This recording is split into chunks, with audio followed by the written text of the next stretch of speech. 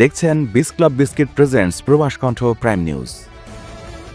Malaysia অবস্থানরত রোহিঙ্গা শরণার্থীদের দেশের আইন ও বিধিবিধান কঠোরভাবে অনুসরণ করার নির্দেশ দিয়েছেন প্রধানমন্ত্রী আনোয়ার ইব্রাহিম। তিনি সতর্ক করে বলেন, কোনো ধরনের আইন লঙ্ঘনের ক্ষেত্রে সরকার আপোষ করবে না এবং প্রয়োজনে কঠোর ব্যবস্থা গ্রহণ করবে।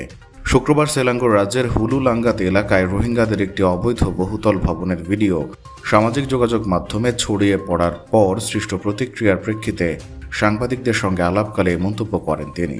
প্রধানমন্ত্রী জানান, অবৈধভাবে নির্মিত এই ভবনটি সংশ্লিষ্ট স্থানীয় সরকার এবং পৌর কর্তৃপক্ষের আওতাধীন এবং এই ধরনের স্থাপনার বিরুদ্ধে দ্রুত ও কঠোর ব্যবস্থা নিতে নির্দেশ দেওয়া হচ্ছে।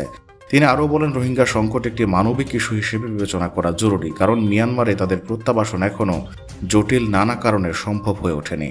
দীর্ঘদিন ধরে মালয়েশিয়া সরকার শরণার্থীদের তৃতীয় দেশে পুনর্বাসন অথবা নিজ দেশে ফেরানোর প্রচেষ্টা চালালেও এখনও কার্যকর সমাধান মেলেনি। মালয়েশিয়ায় থাকেন, আন্তর্জাতিক কর্মপরিবেশে স্মার্ট ও সফল ক্যারিয়ার করতে প্রস্তুত, তবে আপনাকে খুঁজছে প্রাণ মালয়েশিয়া। সমগ্র মালয়েশিয়া জুড়ে বিভিন্ন পদে আপনি হতে পারেন আমাদের পরবর্তী টিম মেম্বার। আপডেটেড সিভি সহ হোয়াটসঅ্যাপ করুন এই নম্বরে। আনোয়ার ইব্রাহিম জানান, এই সংকট সমাধানে তিনি মিয়ানমার কর্তৃপক্ষের সঙ্গে একাধিকবার আলোচনা করেছেন। পাশাপাশি জাপানের প্রধানমন্ত্রী সানায়ে তাকাইচির সঙ্গে বৈঠকে বিষয়টি গুরুত্ব পেয়েছে। তিনি উল্লেখ করেন, বাংলাদেশ সহ পুরো অঞ্চলে রোহিঙ্গা সমস্যা এখন একটি বড় চ্যালেঞ্জ হিসেবে রয়ে গেছে।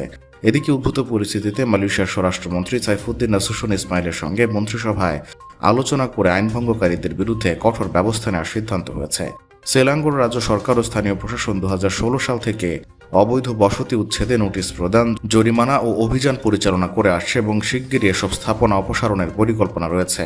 প্রধানমন্ত্রী দেশটির জনগণ, বিশেষ করে মুসলিম সম্প্রদায়ের প্রতি আহ্বান জানান যেন তারা রোহিঙ্গা শরণার্থীদের প্রতি মানবিক দৃষ্টিভঙ্গি বজায় রাখেন এবং পরিস্থিতি মোকাবেলায় সহমর্মিতা প্রদর্শন করেন। প্রবাস কণ্ঠ নিউজ ডেস্ক।